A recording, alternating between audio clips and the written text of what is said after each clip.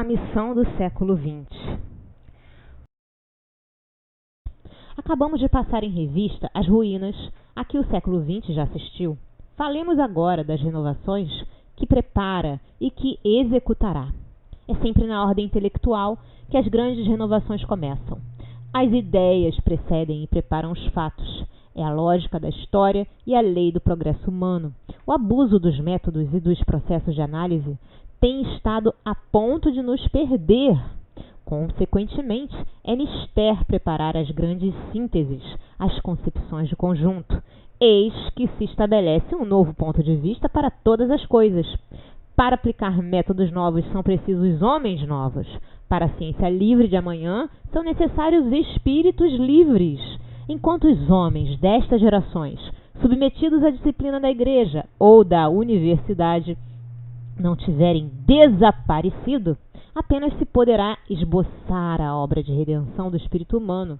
A igreja com suas confissões e a universidade com seus exames quebrantaram a elasticidade da alma e oprimiram os surtos do pensamento.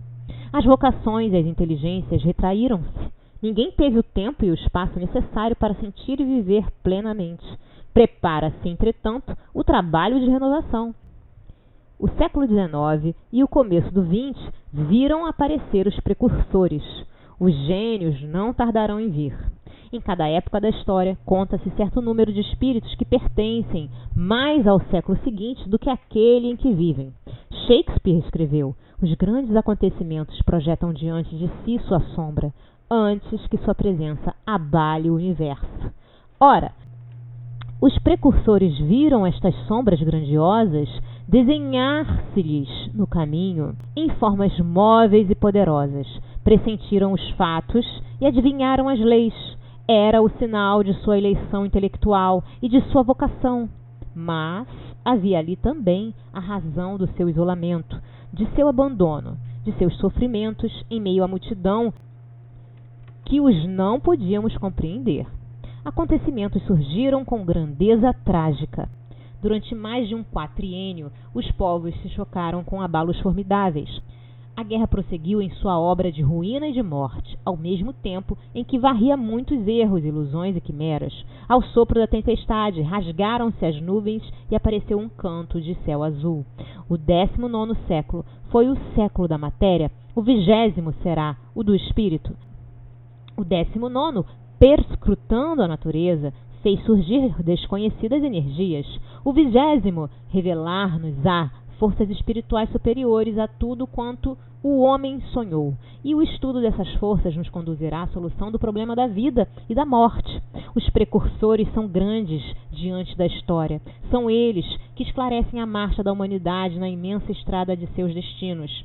Assemelham-se aos concorrentes do estádio antigo de que fala Lucrécio e que passaram de mão em mão o facho da inspiração.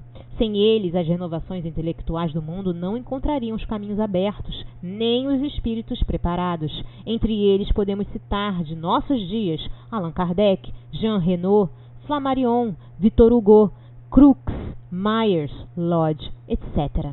O livro de Myers sobre a personalidade humana termina por uma bela síntese experimentalista. O autor demonstra que é preciso primeiramente explicar o homem ao próprio homem. O aprender a conhecer o homem leva ao conhecimento de Deus e do universo. É o que havia recomendado o poeta inglês Pope em seu ensaio sobre o homem. Mas as gerações passam e é sempre esquecido esse estado essencial do homem interior.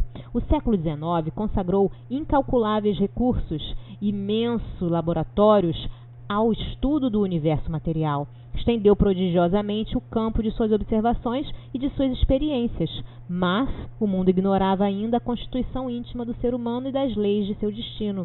Encontraram-se, pois, nossos legisladores na impossibilidade de governar. Como, com efeito, dirigir homens, administrar povos, quando se ignora ou se finge ignorar o grande princípio da vida? Daí surgiu o mal-estar de que sofre hoje nosso país. O formidável problema do trabalho, com suas múltiplas dificuldades, tem por origem esse erro capital. Não quis ver na pessoa humana mais que um corpo a nutrir e explorar, e partindo daí só houve a preocupação das necessidades materiais. A luta pela vida tornou-se tão brutal quanto o era no tempo dos bárbaros. O O mal é grande e não será sanado com sistemas empíricos. Nem no socialismo, sob a fórmula atual, nem no catolicismo serão encontrados os remédios. Faça-se mister, em primeiro lugar, descobrir as causas para nos atermos a elas. Ora, estas são, por assim dizer, constitucional ao homem. Seus erros, eis o que é preciso corrigir. Suas paixões, eis o que é preciso combater. Agindo menos sobre as massas do que sobre o indivíduo, é ao todo, com efeito, que se deve esclarecer e corrigir. É preciso cultivar e desenvolver o homem interior em cada personalidade viva se quisermos passar do reino da natureza ao do espírito. Para a ciência nova, são necessários homens que conheçam a fundo as leis superiores do universo, o princípio da vida imortal e a grande lei da evolução, que é uma lei de amor e não uma lei de bronze, conforme disse Haeckel. Existe uma doutrina, ao mesmo tempo, velha quanto o mundo e jovem quanto o futuro, porque é eterna, sendo a verdade. Uma doutrina que resume todas as noções fundamentais da vida e do destino. É o Espiritismo, e o livro de Myers, acima citado, é o seu comentário científico.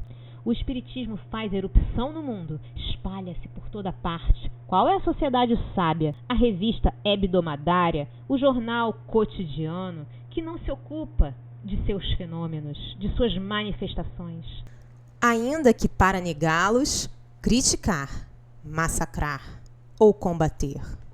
O Espiritismo é a questão do momento presente, o problema universal.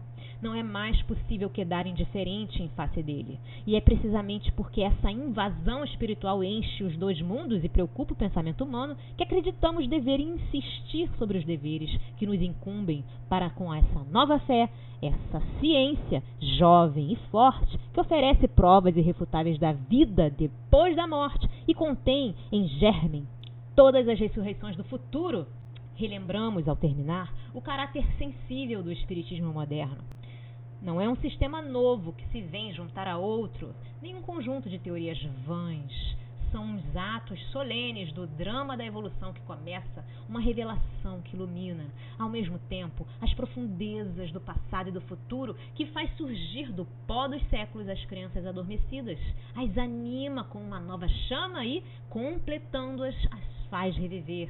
É um sopro poderoso que desce dos espaços e corre sobre o mundo. Sob sua ação, todas as grandes verdades se revelam, majestosas, emergem do crepúsculo das idades para desempenhar o papel que o pensamento divino lhes assinala. As grandes coisas se fortificam no recolhimento e no silêncio. No ouvido aparente dos séculos, colhem energias novas, retraem-se e preparam-se para os empreendimentos futuros.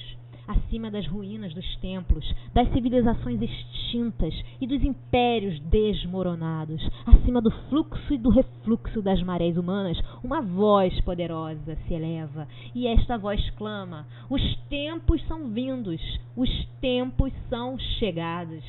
Das profundezas estreladas descem à terra os espíritos em legião para o combate da luz contra as trevas.